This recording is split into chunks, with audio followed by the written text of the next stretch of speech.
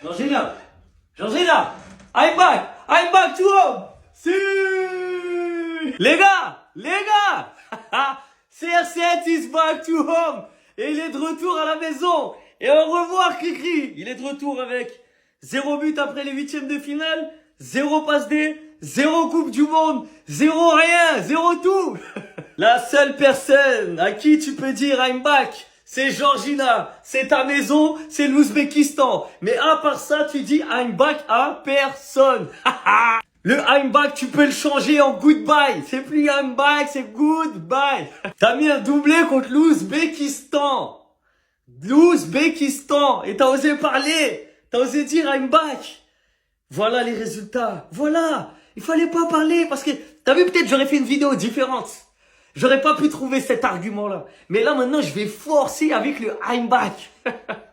Cristiano Junior, I'm back. Cricri, nous te remercions. Nous te remercions pour tout ce que tu as apporté au football. Que ça soit en championnat, en Ligue des Champions, en qualification à la Coupe du Monde. Mais la seule chose pour laquelle on te remerciera jamais, parce que tu ne mérites aucun remerciement, c'est la plus belle des compétitions de ce sport. La Coupe du Monde. On te remerciera jamais pour les Coupes du Monde que tu as fait. Les 6 que tu as fait. On retient un coup franc. Donc merci pour tout. Mais les gars, les grands joueurs sont là dans les grands moments. Et le plus grand moment du football, c'est la Coupe du Monde. C'est là que tout le monde regarde.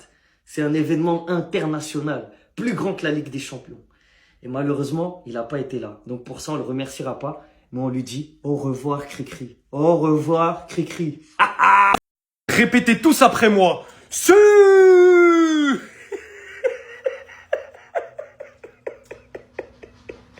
Il croyait que... Mais non. Portugal airport is that way. And where is Ronaldo? He's crying in his car. Pauvre Ronaldo. Il y en a quand même pas qui ont cru que c'est ce Portugal-là qui allait sortir l'Espagne dans ce mondial. Il y en a quand même pas qui ont cru que c'est ce Portugal-là qui allait marquer le premier but contre l'Espagne dans ce mondial. On a encaissé 0 but, vous croyez que c'est face à cette équipe qu'on va en prendre? Mais soyez sérieux un minimum. La performance de l'Espagne, elle m'a déçu. On a été dégueulasse par rapport à ce qu'on propose d'habitude. Et je suis 100% d'accord avec vous. Mais aujourd'hui, il y a trop d'émotions. Vous allez même pas me demander d'être objectif. On a éteint le Portugal dans le temps additionnel, toujours le même, Mikel Merino. Après sa tête contre l'Allemagne en quart de finale de l'Euro, c'est ce but-là, en huitième de finale contre le Portugal. L'histoire retiendra que parmi tous ces grands attaquants sur le terrain, le meilleur c'était Ferran Torres malgré son faible temps de jeu. Parce que oui, ils sont tous passés à côté de leur match. Yamal, Oyarzabal, Baena, CR7, Pedro Neto, Joao Félix, Leao, qui vous voulez. Mais ce mec-là, il est rentré. Et il a fait une passe sortie de nulle part. Une passe à la Michael Olise. Oui, à la Michael Olise. On s'attendait à un débat Vitinha-Pedri aujourd'hui. Les deux ont été éteints. Mais lui, là, il les a tous grailles. Il a déjà arrêté le débat Vitinha-Pedri. C'est moi le ballon d'or sur le terrain. Vous allez me respecter? Il a fait respecter sa loi. Il a éteint tout le monde. Alors oui, il y a des individualités qui m'ont déçu et je vais y revenir dans une vidéo spéciale. Maintenant, aujourd'hui, l'Espagne, certes, on a été stérile. La possession en U, à un moment, ça m'a saoulé.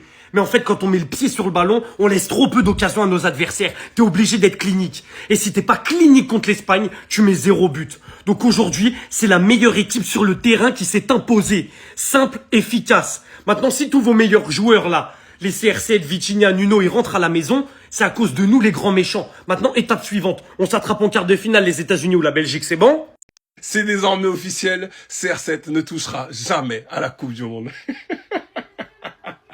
Voilà, ça c'est pour vous là. Tous les montages Facebook, on se venge aujourd'hui. Faites-moi une photo améliorée, faites-moi des gifs dans les commentaires. Mettez-moi les photos actualisées là, qui sortent en fialant. Vous mettez ça en photo dans les commentaires. Gardez votre Ligue des Nations là. Hein, nous, c'est pour les grandos la Coupe du Monde. Les péchos, prenez la Ligue des Nations. Et s'il y a bien un vengeur qui mérite d'être honoré aujourd'hui, c'est Luis de la Fuente. Pardon, je suis nul, on t'a critiqué, il faut jamais critiquer le meilleur coach du monde, il connaît ses joueurs. Alors oui, nos joueurs, c'était mythe, c'est vrai, c'était compliqué, c'était un match fermé, tout ça, ils ont pas trouvé la magie, le coup d'éclat, d'accord. Il a eu l'intelligence et la sagesse de faire rentrer Ferran. Et pourtant, je l'ai grave jugé sur certaines prises de balles. Il arrive, passe de malade mental pour Merino. En fait, même Arteta, il a trouvé un truc de fou en le mettant faux neuf. Quel inspi, parce que Oyarzabal, ce nulard, si le Portugal était qualifié, que vous aviez donné une carrière encore au Portugal, alors qu'encore une fois, ça a frimé pour une Ligue des Nations de merde.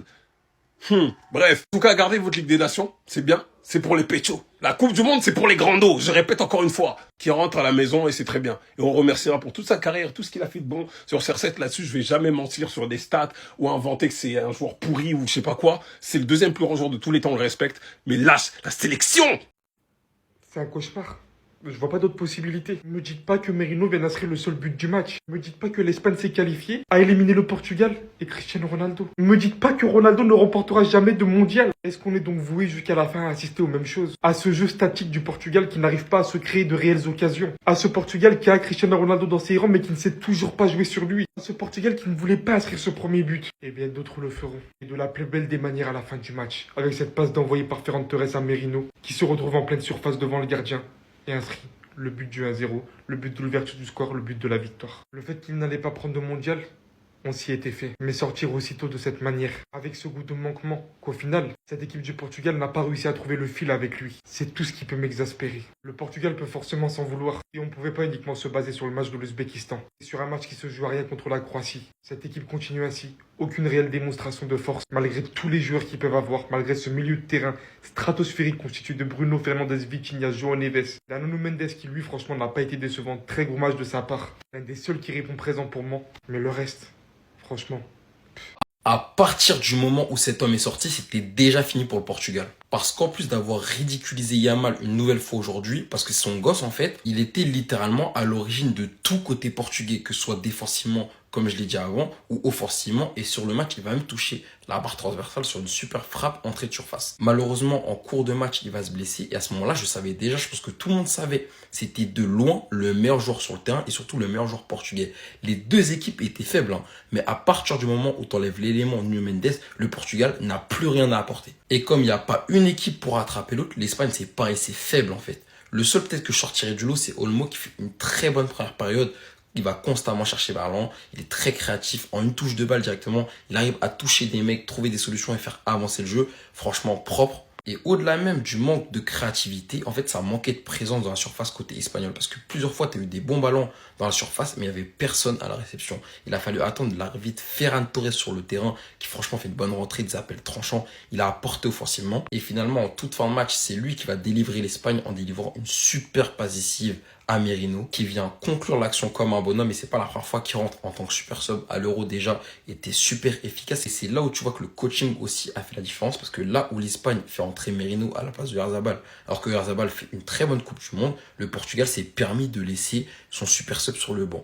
Laisser Cristiano Ronaldo jouer 96 minutes, ça relève de la folie. Ou à la limite, tu laisses Cristiano Ronaldo, mais tu fais entrer Gonzalo Ramos. Se passer de Gonzalo Ramos sur un match comme ça, c'est du n'importe quoi. L'Espagne qui bat le Portugal 1-0, en fait la solution était sur le banc. Heureusement le match n'était pas à 2-3 heures du matin, sinon on allait s'endormir les gars. Franchement c'est le match qu'on attendait, match de possession, celui qui va mettre le pied sur le ballon, on va jouer tic-tac à droite à gauche, ça tourne, ça tourne. Il y a eu des occasions, bien évidemment. Plus côté espagnol, pour moi c'est l'équipe qui a mérité de gagner le match, c'est l'équipe qui a eu le plus d'occasions. Côté Portugal, j'y arrive pas à comprendre. Est-ce que les changements ont arrivé tardivement? Est-ce qu'il aurait pu mettre par exemple un Gonzalo Ramos à un moment donné? Est-ce qu'il aurait dû titulariser par exemple Raphaël Léon? Mais bon, quand tu vois Jean-Félix, en fait, il l'a mis pour, entre guillemets, aider défensivement. Ça a payé pendant un moment donné, mais tu sens qu'il manquait quelque chose, un petit truc côté portugais. Et l'Espagne, ils ont très bien compris, ils ont profité. Une petite faute bête, tu n'es pas concentré, on te pénalise. Point final les amis. En tout cas, citation à l'Espagne, ils ont mérité leur qualification, point final.